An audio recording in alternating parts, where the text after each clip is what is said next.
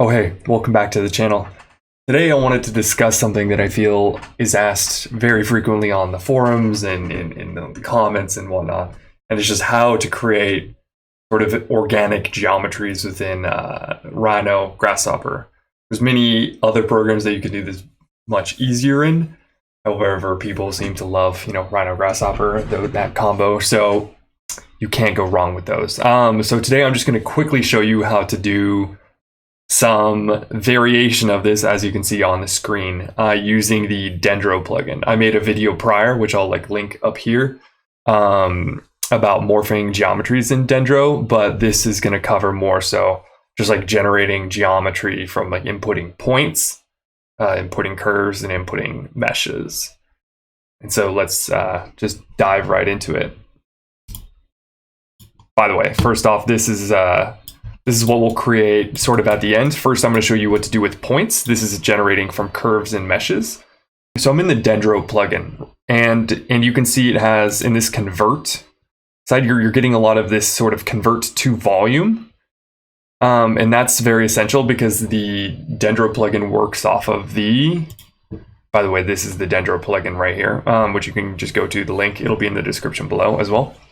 And so the Dendro plugin works off of the OpenVDB platform, which is sort of created by DreamWorks, and it's affiliated with Pixar and whatever, and it's used for water simulations and so much more of this fluid dynamics and organic natural elements within 3D geometry. So that's why it's very useful in this case. So anyways, going back to here, it's very essential in Dendro to convert things to a volume, which is essentially they create a mass of voxels that are either off or on depending on if they coincide with your geometry. And that's how it allows for very fluid transitions between, for example, two curves or 2 points or a point and a curve. So we're going to start out by just bringing in different geometries from the Rhino space into Grasshopper, and then convert it into a volume, and then I can show you what that volume can be later converted into a mesh and how you can filter through that volume, and in the meantime create those organic geometries. So let's first off start out with just bringing in some points. So I'm just going to make a simple center box in Grasshopper, and let me zoom to that. Let's actually make this a little bit bigger. Let's go 10, 10, 10, 10, 10, 10. And now I can see that a bit better out here. And what I'm going to do is I'm going to simply populate 3D within here. And we're going to see now that we have 100 points. I'm going to generally try and keep the volume of points lower in this scenario, because while I'm running OBS streaming, my computer doesn't like to handle as many points, and so, but on yours, feel free to, max your computer out and make it explode. So actually, let's just leave it at 100. Well, let's make it a little bit interesting. Let's go 200. Anyway, so what this Dendro plugin does is I'm going to start up here with this points to volume, which you can of course find here. Points to volume, or Control Alt click, and it'll show you within the plugin itself. So what this does is all it requires is a point radius, and a settings. So let's start out with just applying it some points. So I have now inputted that 200 points we've created over here. A point radius, which we know is going to be, let's just put in 0.5. We can of course go back and test this out later. And then we're going to see the settings component with, here, let me move these down. So let's go, well, actually, I'll just find it right here. Convert, what we're going to see is a create settings. And for each, regardless of which type of geometry you're bringing in, whether it's points, curves, or meshes, you always have to supply this settings, and this will link with any one of them, here, etc. So wait, let me disconnect this. Okay. So now that we've supplied all of these inputs, we see we're still getting an error because we have not created the settings, because very integral to this is that this voxel size. The rest of these you can kind of play around with, but they're not that essential. I find adaptivity pretty pretty nice, but let's see. So I'm going to go with something low. There's what you're going to see. What you're going to see is that, and so now you see we are getting a dendro volume. What you're going to see is that there is a relationship between, for example, the point radius and the voxel size. So the voxel size is going to have to be 33% lower than the radius. Just because, I mean, if the voxels are bigger than the object you're trying to create, then that object won't even fit within one voxel. So it's always better to have, for example, a much lower radius. And we can actually, let's visualize this. I'm going to just bring in a volume container just to visualize this. Let's make these guys a little bit bigger. Let's just max them out. But what you're going to see, I'm gonna crank up this voxel size, and you're going to quickly see it's going to run into an error. And you can see we're getting lower and lower resolution on those volumes. And at some point, which like I said was 33% lower, so at 0.66, essentially it should stop working. Yeah. So that's the last moment that you're going to get accurate geometry or even be able to use the Dendro plugin, because larger than this, just the relationship between those the radius and the voxel size is just bad. And I would recommend going much lower for higher resolution meshes. And another thing to be considered is if you go too low, the resolution on these mesh geometries later will be insane, so you don't want that too. So it's all about fiddling with whatever scale you're working on. Just be careful not to input too high, too low things to begin with. So I'm just going to ignore the rest of these settings for now. So now what we've created is we have created a volume, and we could at the end create back to a mesh, because inherently in itself, volume does not exist in Rhino space. We can't use this volume for anything. It's not a geometric term. It has to be converted back to mesh. So you can see that there's this volume to mesh, which I've already created over here. So we can just link this volume to this volume. I have two volume containers. That shouldn't matter. I'm just using them to demonstrate the inputs and the outputs. So points to volume, volume to mesh. We can supply a little mesh container here just to keep things clear and you can see quickly what's happening.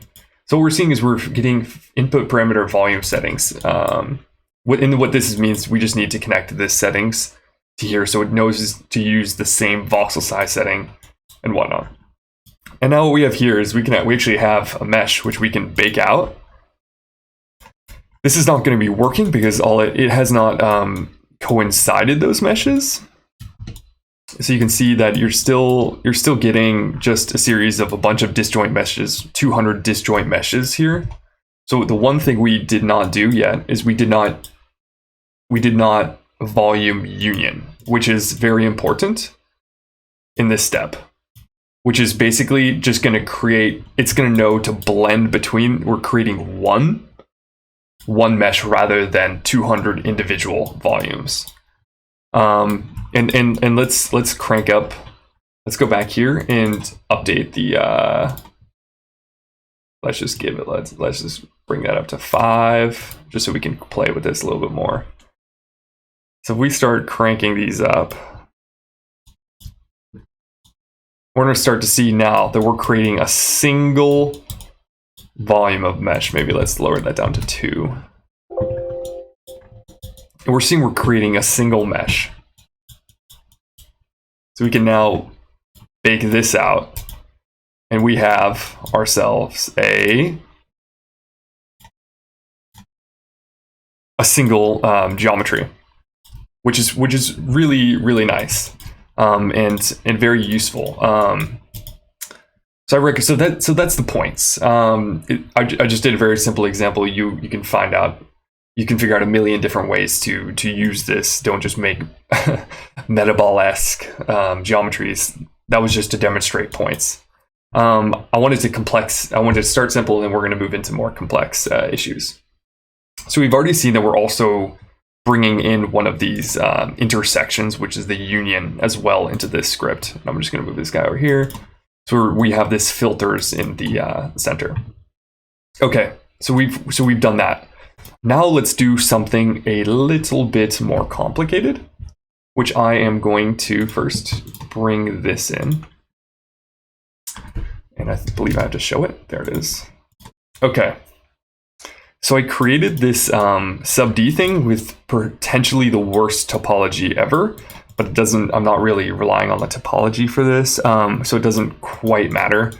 I don't really want to go into like modeling in sub D in this tutorial, but essentially just go into the sub D tools and start playing with it. I mean, there's your base.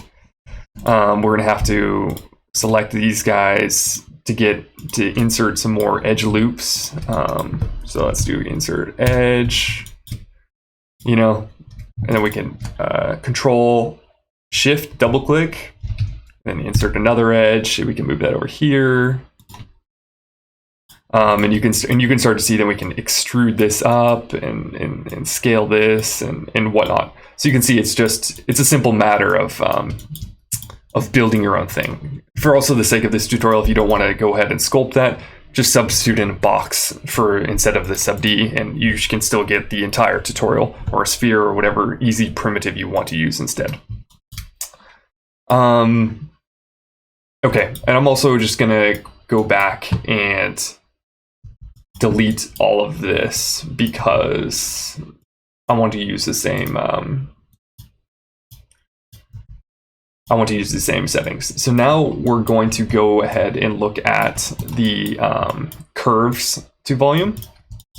And so we need to convert this. So I'm going to reference this sub D.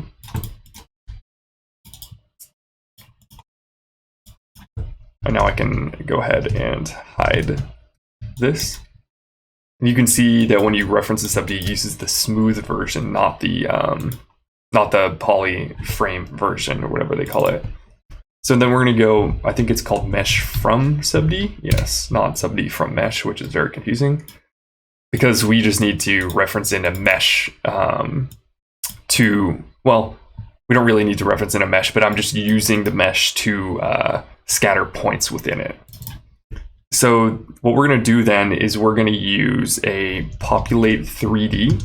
This is kind of a little bit dirty, but it's, I think, but it's a decent way of getting a result that's kind of fun in a simple matter of time. So we need a region, and we can supply this region. The not so nice thing is that it takes the bounding box of this region, which is pretty terrible because actually the amount of points within this mesh is probably pretty low. But that's okay. We're going to be able to cull the points that are outside that mesh to just generate points within the mesh to derive that grid that I showed you at the very beginning from. So I believe it's called mesh inclusion. Is that it? Oh yes, mesh inclusion right here. And what this takes is mesh points, and then it will generate a Boolean list of whether it's inside or outside. So we can supply the mesh here. And the points, so we can apply mesh here and the points, and we're going to get an output list of false, false, false, false, a couple trues in there, but mostly falses. And then to quickly, we can then dispatch, and then we can put the list is going to be of those points. And the pattern is from that pattern we just in here, and I'm going to move this all over here. So now, if I only select the true points, oh god, my mouse just. So now if I only select those true points, we're seeing, and I hide the rest of this, we're seeing we're only getting points that are within this volume. So now let's just ramp that up. Let's see, 500, now we're getting a bit more points. Let's go to 1,000. We're getting some more. Let's actually bump this up. Because even though we're generating 1,000 points, we're not using Let's just bring this up to 3,000. Okay. So now we've got a decent point scattering within this geometry.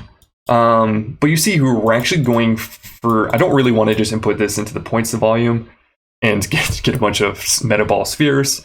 I want to actually generate a network of curves within this. So what I'm going to do is actually look at the proximity. And there's a couple options we have here, which is called proximity 3D. And this is in just the triangulation section of Grasshopper. And what this does is it just clumps points in groups, and you can specify the amount of groups, and you can kind of go ahead and manipulate that. You can change the minimum and maximum, but that's sort of on you. Let's hide this. So we're kind of getting this nice, interesting network. We could increase the points. We could, but let's leave it as that for now. So we're actually already generating enough curves to create this volume from. So let's just go through the entire workflow. This links is actually outputting curves, even though it's called links for some reason. Don't ask me why. But it is also giving me separate lists of curves. So we're going to end up needing to flatten this so we could just get one giant list of curves to bring in. So let's just try. Perfect. It does work. We already know we're going to have to supply more information. We need a curve radius. Last time, I believe we used 5 for those spheres, but I think we can get away with something a little bit lower. Let's just do 2 for the curve radius. And then we also need a setting. So let's go back to Dendro, convert in the create settings. And so we know, once again, there's a relationship between the voxel size and the curve radii. So let's just bring in 1 for voxel size. So we are now successfully getting a volume, and we can plug this volume in to here. And we know we're also going to need to bring in that volume setting to be able to. So we're actually already getting a mesh, and let's just bake that out. I mean, it's ugly, but it's something. So you can see we have created a mesh, and it's looking a little bit random to me. It's looking a little chunky to me. Let's just delete that and say that, pretend that we never did that. I'm going to want to lower this radius. So I think I'm actually going to bring this down to 1. And of course, we're going to get an error because of that voxel size. So now let's just create this. Let's bring this to 0.5. It's going to take a little bit longer to calculate, but that's okay. And now we have something a little bit more elegant. But still, I still like the original form of that sub D. So what I'm also going to include in this list of curves is the edges from my mesh. So I'm going to just extract my mesh edges. I don't know how that happened. My mesh edges, and we can just bring this from here. And this is gonna what this is gonna output is, so the naked edges will of course just bring in naked edges, which there are none of because it's all an enclosed solid. Sorry, not manifold. And this one is the one we're going to want.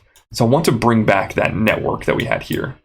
So what I'm gonna do here is I'm gonna go back and I'm going to merge the curves we had from the proximity 3D.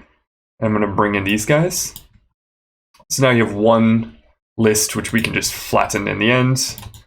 The data structure is pretty inconsequential because we're all bringing this in and just crashing it into the to Dendro.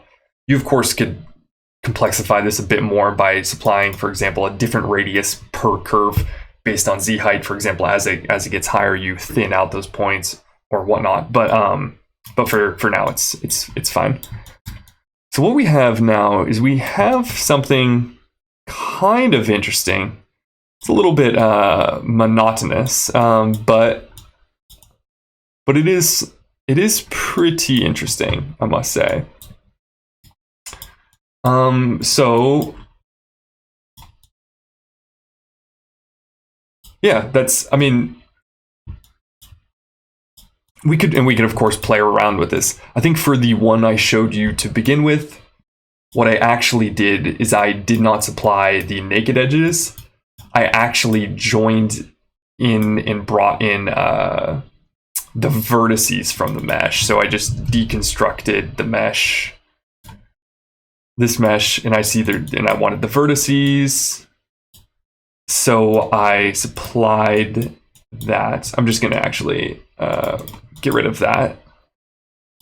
So I actually supplied that into here, and I actually merged the list of vertices with the list of the populated 3D. So I actually brought that into proximity, and that's what gave me that more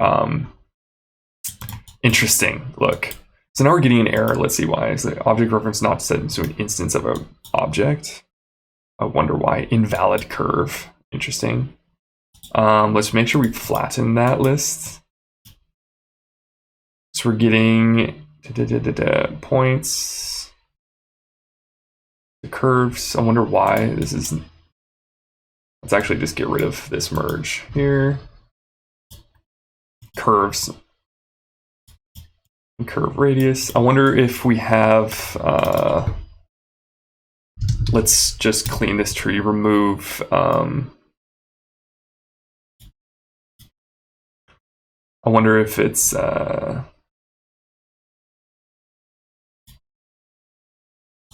Sorry, actually, I goofed that up. Those are booleans. So that should remove the errors.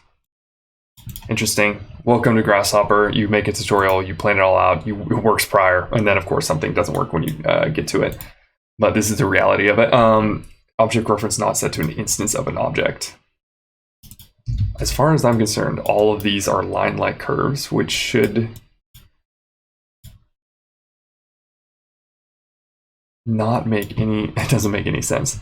One other thing we could do is cull duplicates, just to make sure that we're not having any of the same points. So let's see what, so we're outputting 2,711 points here.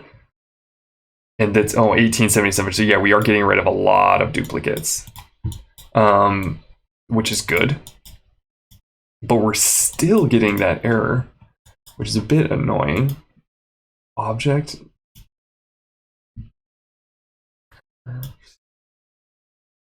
Okay, I'm gonna solve this. I'll be right back. Okay, so I fixed it. That just took a few seconds to solve. One other thing is you can clearly see that once you start creating a lot of geometry, the runtime on some of these processes is quite long. So if all of a sudden I blink and it has to freeze and I jump cut, it's because I plugged in something that was too much and I had to bring it back afterwards. We didn't wait around 22 seconds me trying to entertain you. Don't want to do that. Anyways, super dumb error. So when 2 points were too close together, they created a curve that was very, very short. And that was causing a problem because I have a relatively large voxel size. If I wasn't streaming, I would lower this so we could actually have nicer geometry, but just for now. So what I had to do was I came here. I didn't need to clean out those invalid objects. Nothing was invalid. It was just points were too close together, so it created really small curves. So I just increased the tolerance on this cull duplicates. So it killed more points that were so close together. So I brought that up to 1. It was 0.1 before, and that went ahead and meant that the curves were all longer, for example. Another way I could have solved that was min radius and put an actual number into the min radius, somewhere maybe around 0.5, 0.75, 1, something like that. That could have also solved that issue. Just goes to show that you can't always prepare for any of this stuff. Anyway, so yeah, we actually do have a mesh output that we could very easily bake in. Oh, interesting. It's a lot of little meshes, which I am seeing now, which we do not want. And that is obviously because I'm flattening it when I bring in here. So I could flatten that, or, which, yeah, let's actually just do that because we don't want that. Hierarchy. And as you can see now, it's bringing it. Let's bake that my little fried egg. And now we can see we are generating one large mesh. Yeah, so that's quite it. To create the one I showed you at the beginning, I also did one last step, which is I brought in those the vertices from this mesh, but I also did a mesh offset, which actually might not be offset mesh. Obviously, I did not do both sides, but I just offset the mesh and then also brought. So let's just say I offset it by 2. So we have this one, and then I also brought in those vertices from here. Let's just, all right, whatever. Let's do it. We're doing it. And that caused a sort of a really interesting, an interesting structure because it has sort of the rigidity of some of the meshes. Yeah, definitely get to play around with all these settings. I'm just kind of doing this on a whim. But one more thing I just wanted to quickly show you. I don't think I'm going to get into it much, but it is the mesh to volume because I already know this tutorial also has run on forever. So I just quickly I'm going to reference in. Wait, let's keep these guys around. I'm going to hide all of this stuff. And let's just bring in one, let's just create a mesh. Let me go here and go to mesh tools. I'm just going to create a mesh box just to serve as sort of a foundation for this object to sit on. I'm just going to quickly scale it. I'm just going to show you so you can easily bring in mesh geometries and blend it with. So let's just reference in this mesh. Right click, set one mesh, instantly hide this. So now I have this other mesh, which I'm just going to highlight, and I can bring that in here. Once again, we know we need to bring in the same settings, especially since we're blending them. And now once again, we're going to need that this union component. So we're going to bring in this volume, and we can hold shift, and then you can bring in this volume. And now you can see we get one volume, which we can plug into here. And now if I bake this, or I don't really want to bake it, but you can see that we have a solid mesh and kind of like a base for this guy to sit on. One thing that you could also do inversely is actually create the difference of it. So what this will do is it's going to take away. So I'm just going to bring in this guy and bring in this guy, and let's just see what it's going to do. And it should, if I delete this and hide this, it should have actually, it's now trimmed that bottom. So we have a flat bottom. So you can play with like the difference, the union and the intersection, the sort of Boolean operators within Dendro. Yeah, play around with it, have some fun. Anyways, I want to keep this short. I already know that's not short, which is like sort of my crux, but it is what it is. Yeah, have a good one. Like and subscribe to the channel. And yeah, comment below if you think my hat is cool or something. All right, take it easy.